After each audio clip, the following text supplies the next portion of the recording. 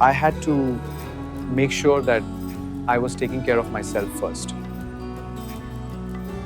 So, about the project timeline, I was thinking we could adjust a few deadlines. Okay, I'm listening.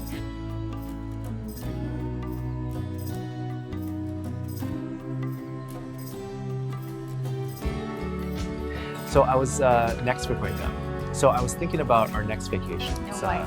Oh, really? Where did you have in mind?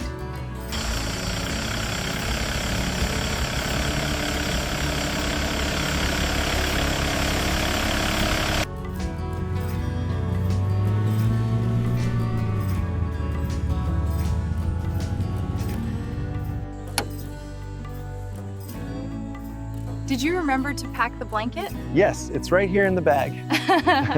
So, what are your plans for the weekend? I'm not sure yet. Maybe just relax at home.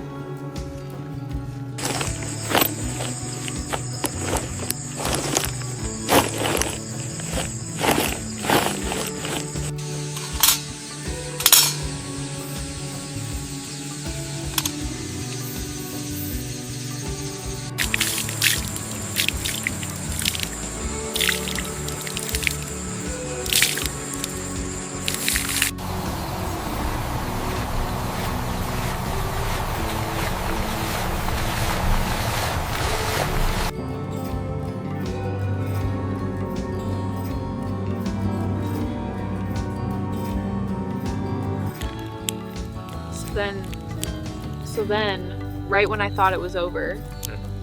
Yeah?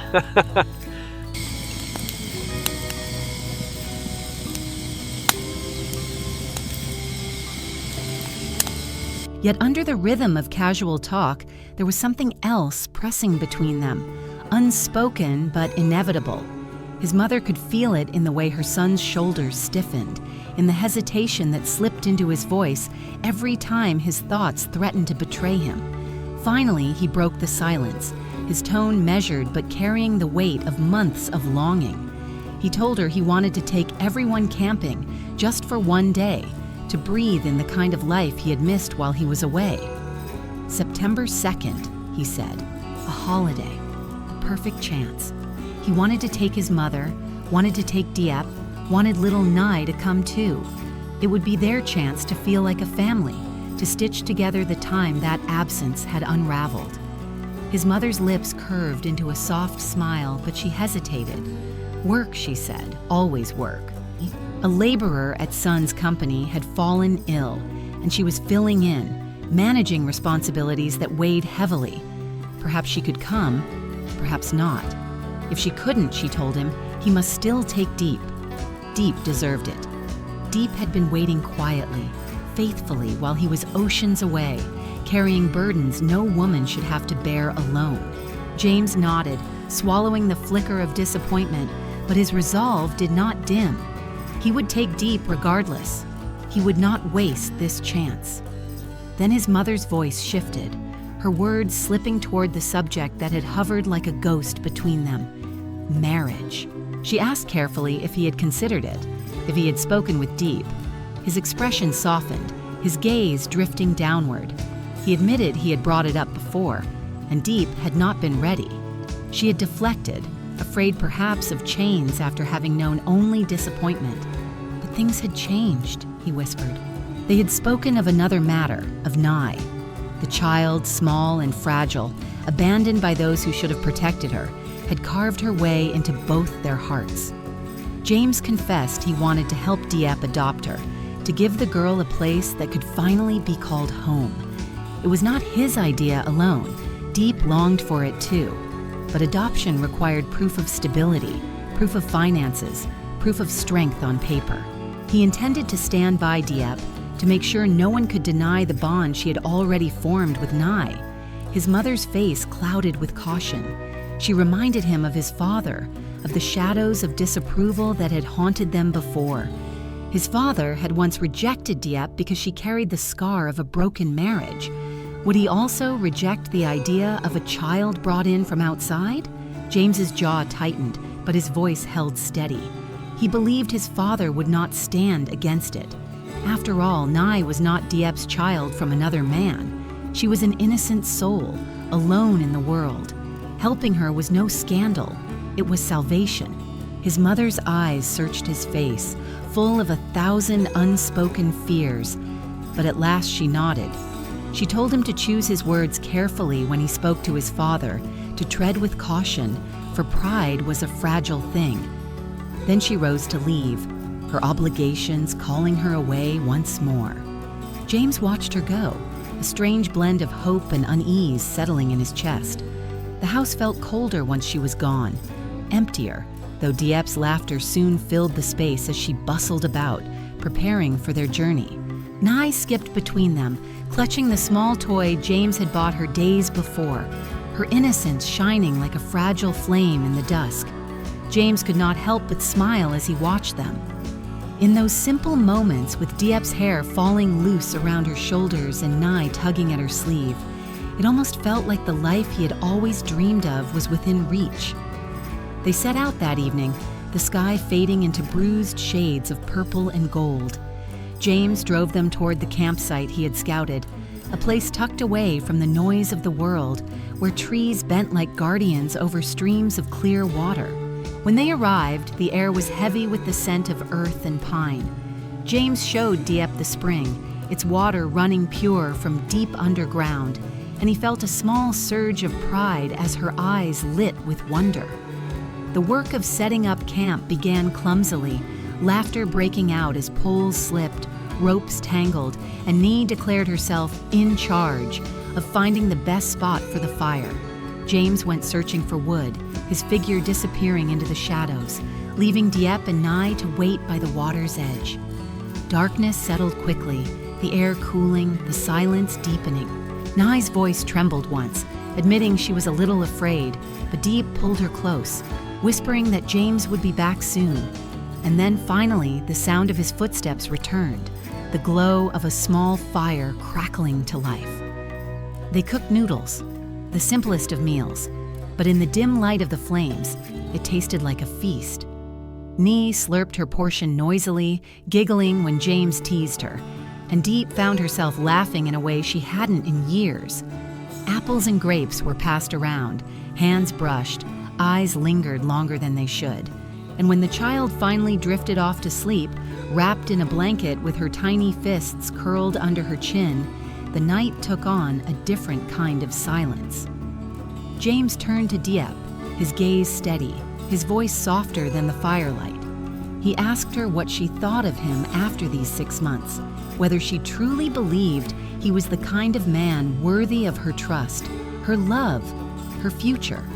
She looked at him then, really looked, and for a moment she was overwhelmed by how far they had come, by the way he had carried her burdens without hesitation, by the way he had made her feel safe when safety had once seemed like a distant dream. She told him he was good, strong, decisive, talented, everything she had never dared to expect. And then he pressed, his words carrying the weight of something greater. Were those traits enough, he asked, to make him a husband? Her heart stuttered, her breath caught. The fire cracked, sending sparks into the night, and for a long moment she could not speak.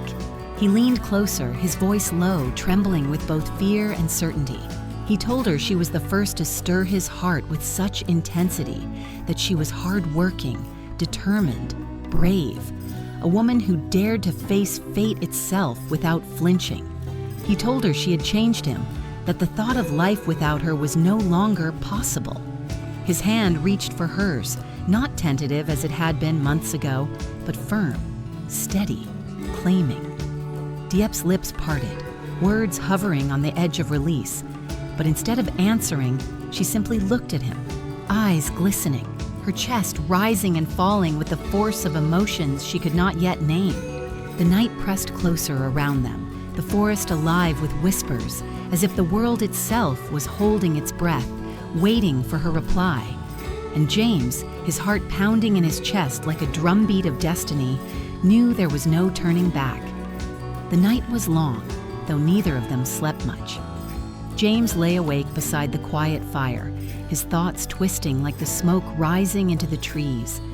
Every heartbeat reminded him of the words he had spoken, the truths he had bared, and the silence that had followed. He had not pressed her, had not demanded an answer, but the weight of her unspoken reply clung to him like a chain. Diep lay only a few feet away, her breathing soft, steady, yet he could feel the tension in the way her body curled protectively around Nye. She was thinking too, wrestling with fears she could not yet name. When dawn crept through the branches, painting the leaves gold, James stirred the embers of the fire, the motion mechanical, his eyes distant. Diep rose soon after, her hair messy, her expression guarded. She caught his gaze once, then quickly looked away, her silence speaking louder than any rejection. He forced a smile for Nie's sake, ruffling the child's hair as she yawned and rubbed her eyes. Together, they packed the remnants of camp, their movements careful, deliberate, as if afraid any sudden gesture might shatter the fragile peace. On the way home, the road seemed longer, the air heavier. James drove in silence, his knuckles white on the steering wheel, while Diep stared out the window, her hands folded tightly in her lap. Nye chattered in the back seat, blissfully unaware of the storm between them, her small voice filling the space with talk of fireflies and the taste of noodles. James answered her when he could, but his heart was elsewhere, trapped in the moment by the fire when Diep had looked at him but said nothing. When they arrived home, his mother was waiting. She stepped out of the house, wiping her hands on her apron, her eyes searching their faces with sharp intuition. James kissed her cheek and carried the bags inside, but his mother's gaze lingered on Diep, reading the shadows beneath her eyes. Later, when Diep slipped away to prepare tea, James's mother pulled him aside. "You asked her, didn't you?" she said softly, though it was not a question. James's breath caught, and for a moment he could not meet her eyes. "I did," he admitted, his voice heavy. "And?" She didn't answer. His mother sighed, a sound filled with both sympathy and warning. "She carries fear, James. You cannot rush her. She has known loss, betrayal. To her, promises are not just words, they are traps. If you want her to accept, you must give her more than a ring. You must give her the certainty that no storm, no man, no family, not even your father, can shake you from her side." James's jaw tightened. His father. The thought of confronting him about marriage, about Nie, was like staring at a cliff's edge. His father had always been rigid, judgment carved into his very bones. James knew what the man would say, that Diep was not fit, that Nye was not blood, that James was throwing away his legacy. But James also knew something else. He was no longer the boy who bowed his head to avoid his father's wrath. He was a man now, a man who had found his heart and would not surrender it. Days passed, and the distance between him and Diep deepened. She smiled when spoken to, laughed when Nie pulled at her sleeves, but when James caught her alone, her eyes were clouded, her words restrained. Finally, one evening, unable to bear it any longer, he cornered her gently in the garden where she was watering the plants. "Diep," he said, his voice raw, "why won't you answer me?" She froze, the water spilling from the can into the soil, her shoulders tense. Slowly, she turned, her face pale in the fading light. "Because I don't know if I can," she whispered. "Can what? Love me, trust me, or marry me?" Her eyes glistened, her lips trembling. "All of it. You don't understand, James. My past, it doesn't just vanish because you speak kind words. I was broken once, betrayed once. I swore I would never be so easily caught again. And now, you offer me something so big, so permanent. What if I fail you? What if I fail Nye? What if your father—" James cut her off, stepping closer, his hand gripping hers. "My father has no power over my heart.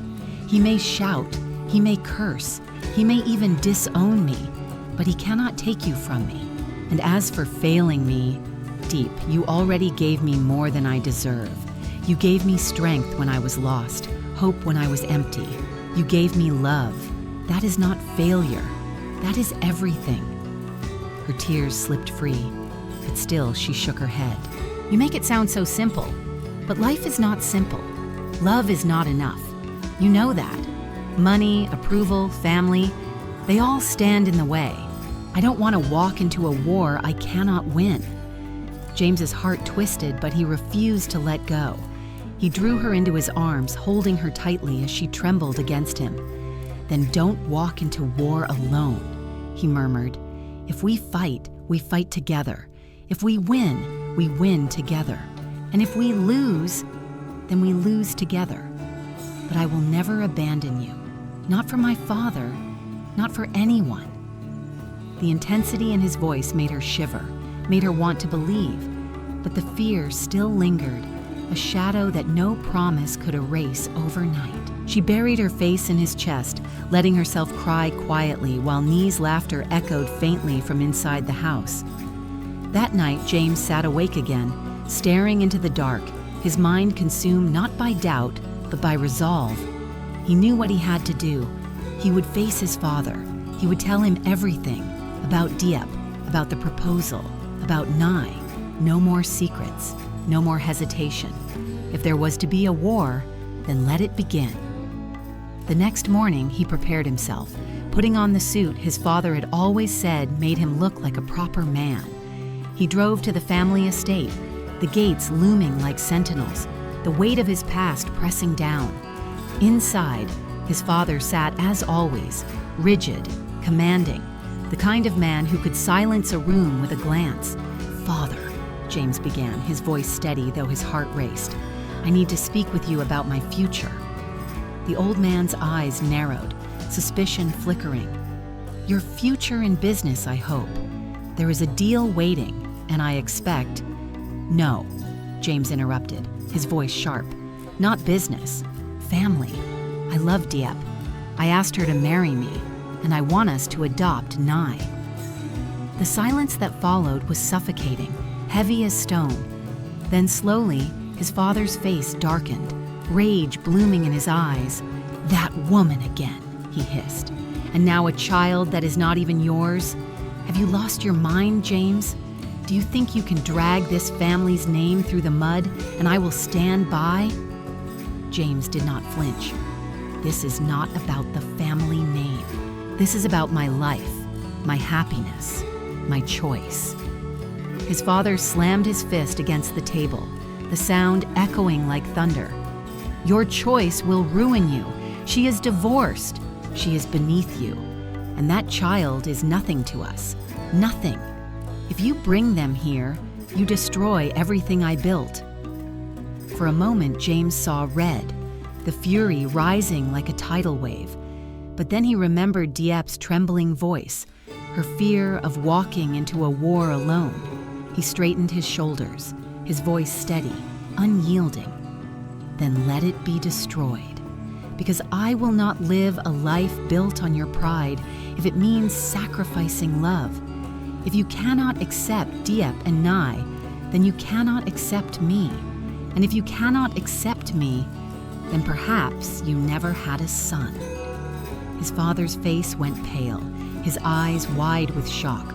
For the first time, the mighty man looked fragile, cracks forming in the mask he had worn all his life. But James did not wait for a reply. He turned and walked out, his footsteps echoing like a declaration, his heart pounding with both fear and freedom.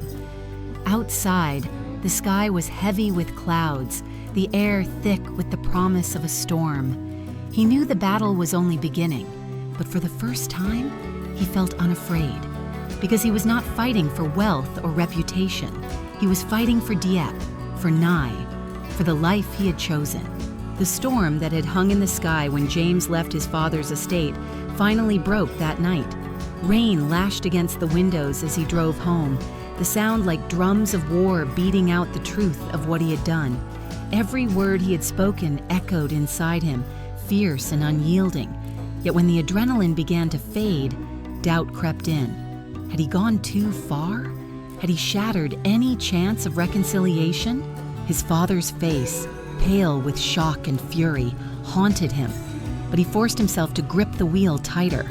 What was done was done. There was no turning back. When he walked into the house, Diep was waiting. Her eyes searched his face, reading every shadow, every trace of the battle he had fought. Nye, sensing the tension, clung to Diep's side, her wide eyes flicking nervously between them. James crouched down, pulling the little girl into his arms, his voice softer than the storm outside. "Don't be afraid, little one," he whispered. "No matter what happens, you are safe with us." Later, when Nee had fallen asleep, James told Diep everything. His words spilled out in a torrent. The defiance, the confrontation, the ultimatum he had thrown like a blade into his father's chest. Diep listened, her hands clasped tightly in her lap, her breath uneven. When he finished, silence stretched between them, heavy and suffocating. "You defied him openly," she whispered at last, her voice trembling. "James, do you know what that means? He won't forgive easily. He may cut you off. He may try to destroy you." James leaned forward, his hands covering hers, his eyes burning with conviction. "Let him try. I am not afraid. I would rather lose wealth, status, everything than lose you, than lose us." Her eyes brimmed with tears, torn between love and fear. "But what if it's too much? What if I am not worth the cost?" "You are worth everything," he said fiercely, his voice breaking. "You and Nye are my life now. Don't you see? My father built his empire on pride and fear. I want to build ours on love and truth. That is the only empire I care for." The storm outside howled louder, as though echoing his vow. Diep closed her eyes, trembling as tears slid down her cheeks. For so long she had carried the belief that she was unworthy, tainted by her past, undeserving of a second chance. But here was James, ready to burn down his world just to stand beside her. Slowly, painfully, she lifted her gaze to his. "Then I will fight with you," she whispered. "Whatever comes, I will not run." The relief that crashed over him was almost too much to bear. He pulled her into his arms, holding her as if to anchor himself against the storm. For the first time, he felt the weight of her fear lighten, replaced by a fragile but unbreakable resolve. Days passed, and the consequences began to unfold. His father's silence was deafening, his mother caught in the middle, her calls laced with worry and sorrow. Rumors spread through the family business, whispers of James's rebellion, of his father's fury, of the heir who had chosen love over legacy. Some mocked him, others pitied him, but James stood firm. He poured his energy into securing the adoption for Nye, working late into the night with lawyers, ensuring that no shadow of doubt could be cast upon their claim. Diep supported him in every way she could, though she carried her own battles.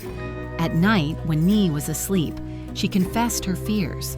The fear of being the reason James lost everything, the fear of standing at the center of his father's wrath. But James silenced those fears with his steady hand, his steady gaze. "You are not the reason," he told her again and again. "You are the answer, the reason I finally know who I am." One evening, weeks later, there was a knock at the door. When James opened it, his mother stood there, rain dripping from her shawl, her face pale and drawn. She stepped inside, her hands trembling as she clasped James's. "Your father is ill," she whispered. "The fight, the anger, it has weighed heavily. He refuses to admit it, but I see it. He is not as strong as he once was. James, you must go to him." James's heart twisted, torn between resentment and duty. The memory of his father's rage was still fresh, but so too was the memory of the man's pale face, the crack in his mask of power. He looked at Diep, who nodded silently, her eyes urging him toward compassion. And so, he went. The reunion was nothing like the confrontation. His father sat slumped in a chair, thinner, his breath shallow. When he saw James, his eyes hardened, but the fire was weaker now, dimmed by fatigue. For a long moment, neither spoke. Then James stepped forward, his voice quiet but unyielding. I will not apologize for loving her. I will not apologize for wanting Nye. But I did not come to fight. I came because you are my father, and whether you admit it or not, I am your son. The old man's jaw trembled, his pride warring with something deeper, older. At last, his shoulders sagged, his eyes glistening with something dangerously close to tears. You are stubborn, he rasped, just like me, perhaps too much like me. I cannot say I approve. I cannot say I understand. But if this is your path, then walk it. Just do not turn your back on this family completely. It was not acceptance, not fully, but it was a crack in the wall, a fragile bridge, a step towards something beyond hatred. James bowed his head, a quiet acknowledgement, then turned and left. When he returned home, Diep met him at the door, her eyes searching. He pulled her close, his voice steady. It's not perfect, but it's a start. He did not bless us, but he did not curse us either. Maybe, in time, he will see. Diep smiled through tears, her hand pressed to his chest. Then that is enough. For now, it is enough. Weeks later, the adoption was finalized. Papers signed, seals stamped, the law finally acknowledging what their hearts had known all along. Nye was theirs. She danced around the house with her new papers clutched in her hands, her laughter ringing like bells, while James and Diep watched, their eyes shining. That night, James led Diep to the same firelit place where he had once asked her the question that had gone unanswered.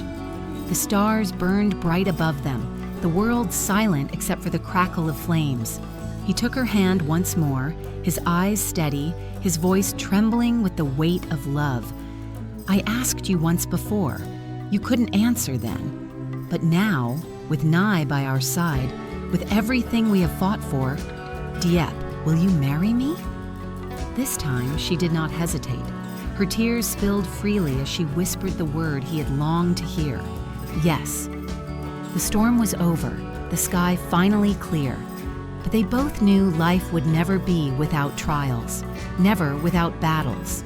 Yet now, they faced them not as two wounded souls stumbling alone, but as a family, a man, a woman, and a child who had been lost but was found. And as the fire burned, James realized that for the first time in his life, he was not chasing approval, not chasing legacy, not chasing wealth. He was simply home.